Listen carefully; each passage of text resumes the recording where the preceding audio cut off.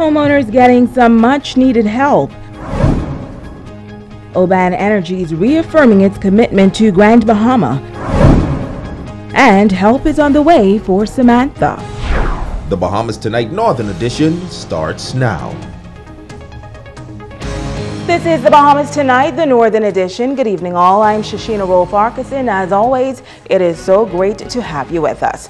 Topping news with the hurricane season just over 6 weeks away, some homeowners can now breathe a sigh of relief as they can now begin home repairs. The Ministry of Works overseeing the distribution of checks today to help with repairs to structures that were compromised during the recent storms. A number of Grand Bahamians showed up at the National Emergency Management Agency headquarters after receiving the call that distribution of checks for roof repairs would take place on Monday morning. Parliamentary Secretary in the Ministry of Works, Aaron Lewis, says homeowners from east to west with last names beginning from A to C were allowed to collect checks from the government's National Recovery and Repair Unit. Tier number one, we served 125 constituents. We now have a total of some 610 checks to give out. And again, because of the number, we are going to be calling persons in sections to ensure that they are given the appropriate time to collect their checks. And we are urging persons only if you are called to come and collect your check. If our department called you, we don't expect you to call your sister or your brother or your mother and say, well, I'm going for my check, come and get yours too. Only persons that we are calling are asked to come down and to receive their checks. He says another list is now being compiled and sent to Nassau so that those checks can be distributed as soon as possible.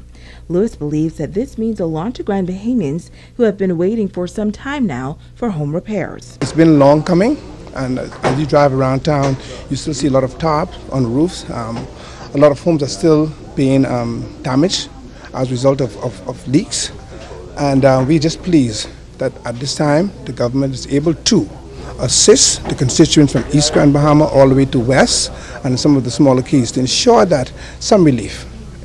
Again, all problems won't be solved, but we are targeting persons with roof issues. The Parliamentary Secretary adds that once persons have been assessed and contacted, they should bring the proper identification for collection of checks. Persons who are in wheelchair, those who cannot walk, we are asking the staff to go downstairs and meet them in their car or wherever they are able to come at the lower level. So we are trying to make it as comfortable and easy as possible for all. Lewis adds that the deadline for the program was this past Friday. There were a lot of complaints. I think we had some, they were in the thousands.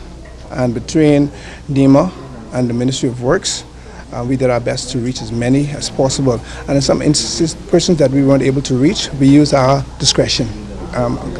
Take a common sense approach to ensure that we help as many as possible. Those that we couldn't have gotten to by deadline, we made a judgment call. So the bottom line is we don't want to leave anybody behind. We're trying to give as much relief as possible to all and sundry. All those who would have had issues, we're not denying anybody. We're doing our best to ensure that relief is given so that persons can go into the hurricane season a little more comfortable. Well, Member of Parliament for Pine Ridge, Frederick McAlpine, on hand for that distribution of checks. Now, he is appealing to residents to use those funds wisely. All of the persons from the various constituency, especially Pine Ridge, and inclusive of everyone on this island, you're receiving a check. This check is for roof repairs.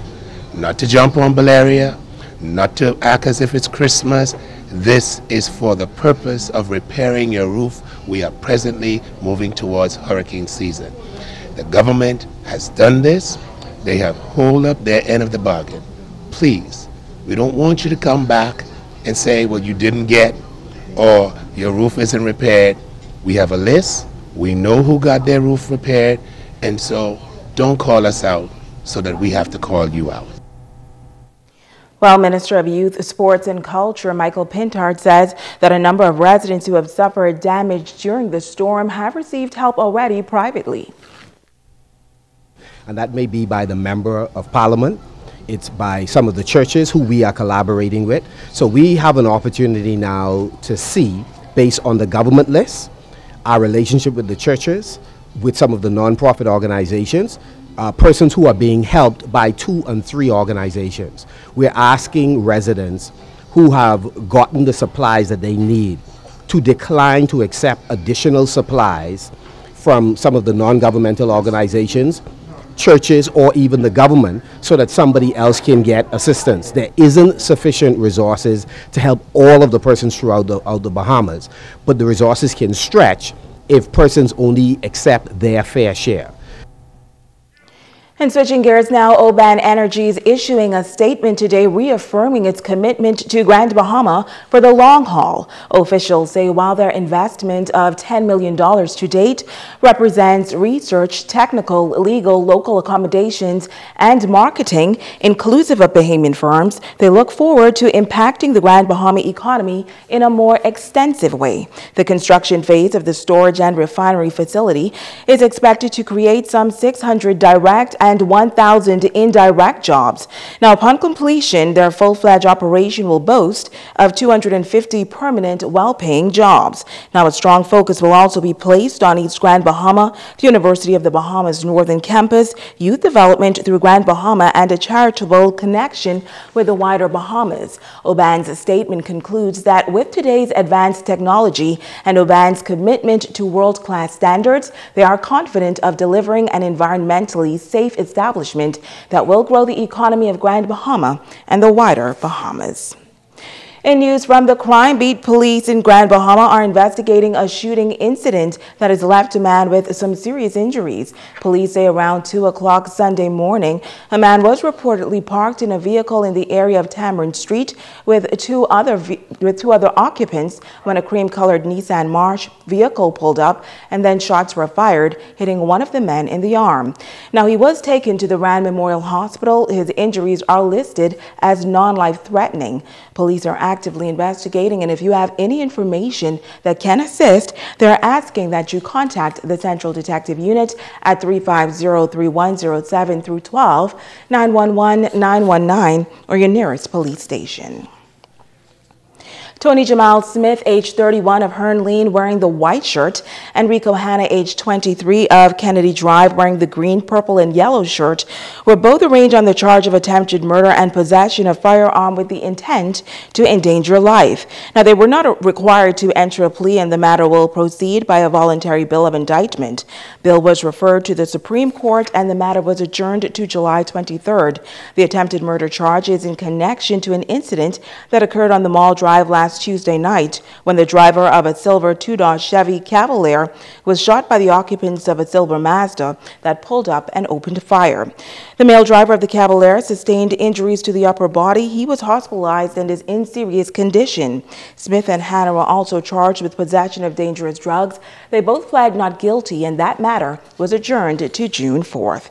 Meantime, Alfred Harris, age 18 of Dampere Drive, wearing the black jacket, was arraigned before Magistrate Charlton Smith on causing grievous harm and possession of a firearm with the intent by means to endanger life.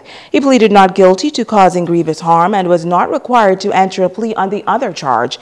He was remanded to the Bahamas Department of Corrections until June 19th. Now, charges stem from a shooting incident on Thursday night. Reports say that there was an altercation between two men in a parking lot of a business establishment near East Sunrise Highway, and that resulted in one of the men being shot. In other news, no activity in the Supreme Court today in the Barry and Sheena Johnson murder trial. Attorney Jeffrey Farquharson was expected to continue with his closing statements, but it was delayed until tomorrow afternoon, and after another attorney reported that he was sick and he was unable to attend court.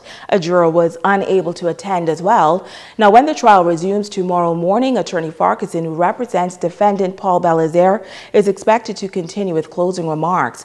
Belizaire, along with two other defendants, Devon Hall and Kevin Dames, are standing trial for the murder of Barry and Sheena Johnson at their home in Holmes Rock in 2015. Stay with us. The Bahamas Tonight, the Northern Edition, continues in just a moment.